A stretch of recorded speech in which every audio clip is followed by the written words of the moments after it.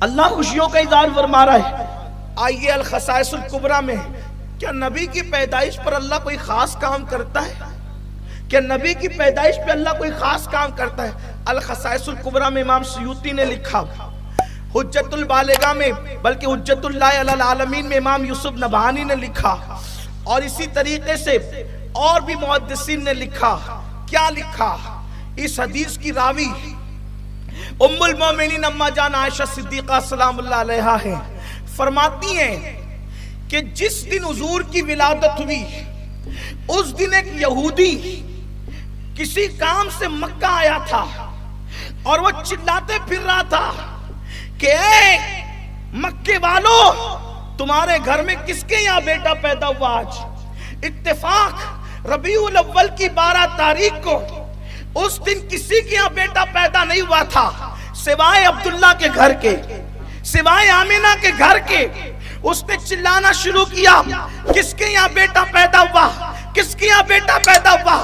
لوگوں نے کہا اتنا چلا کیوں رہا ہے؟ بیٹا کس کے یہاں؟ بیٹے تو ہمارے روز پیدا ہوتے ہیں، لیکن تو پوچھتا ہے کہ بیٹا کس کے یہاں پیدا ہوا؟ تو کہا جو روز پیدا ہوتے ہیں وہ الگ ہے، آج جو پیدا ہوا ہے وہ الگ ہے، اس لیے کہ رات میں آسمان پر ایک ایسا ستارہ طلوع ہوا جو روزانہ طلوع نہیں ہوتا، وہ ستارہ صرف نبی کی پیدائش پر طلوع ہوتا ہے۔ رات میں وہ ستارہ میں نے آسمان پر چمکتے دیکھا جو صرف نبی کی پیدائش پر چمکتا ہے اور ہر رات نہیں چمکتا۔ نبی کی پیدائش کی رات ہر ستارہ روز چمکتا ہے، نبی کی پیدائش پر الگ وہ ایسا ہے جو روز نہیں چمکایا جاتا، وہ صرف نبی کی ولا۔ حدیث ہے، حدیث ہے۔ اب آپ بتائیں، کوئی کہتا ہے کہ آپ لائٹنگ کیوں کرتے ہو؟ وہ خدا ہے، وہ ستارہ جگمگاتا ہے، میں ستارہ جگمگا نہیں سکتا، تو اس کی سنت پر عمل کرنے کے لیے میں ستارے کی جگہ کمکمے لگا لیتا ہوں، لائٹ لگا لیتا ہوں، اس لیے کہ یہ حدیث پاک ہے۔ اگر حدیث نہ ہو آپ میری زبان کاٹیں۔ یہ امت کو کیا ہو گیا؟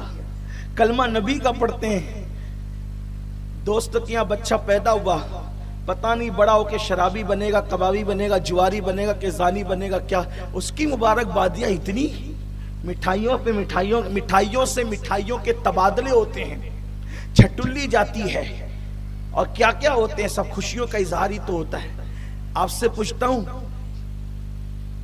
کوئی ایسا مولانا یا امام ہے مالیگاؤں میں جو کہتا ہے کہ چھٹلی بھیجنا حرام ہے؟ کسی کا فتویٰ آپ کی نظروں سے گزرا کہ چھٹلی بھیجنا حرام ہے؟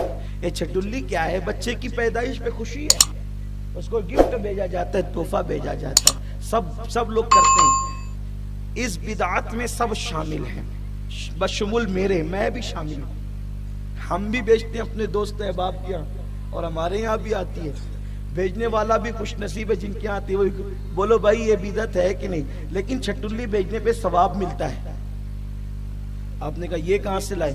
کہا اس لیے ثواب ملتا ہے کہ حضور کی سنت ہے، تحفہ دیا کرو، تحفہ لیا کرو، تہدو تحبو، ہدیہ دو، تہدو تحبو، ہدیہ دو محبت بڑھے گی۔ تو یہ ہدیہ دیا جاتا ہے، محبت، بچے کی ولادت پر خوشی کا اظہار ہوتا ہے، خوشیاں منائی جاتی ہیں۔ آپ مجھے بتائیں کہ جو بچہ بڑا ہو کر پتہ نہیں کیا بنے گا، اس کی پیدائش پر خوشی منانے پہ ہم کوئی روک نہیں لگاتے، اور وہ رحمت للعالمین جو ہمارے لیے قیامت کے دن اللہ کی بارگاہ میں سفارش کریں گے، شفاعت کریں گے، ہم ان کی خوشی نہ، بات اصل میں محبت کی ہے، بات اصل میں پیار کی ہے۔ انسان کو لڑنا، دیکھیے لڑنے کا ٹائم نہیں ہے، امت لڑے یہ وقت نہیں ہے، امت کو اتحاد کی ضرورت ہے۔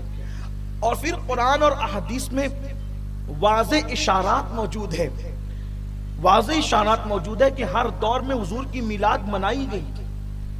خود اللہ کے رسول صلی اللہ علیہ وآلہ وسلم نے اپنا میلاد خود منایا۔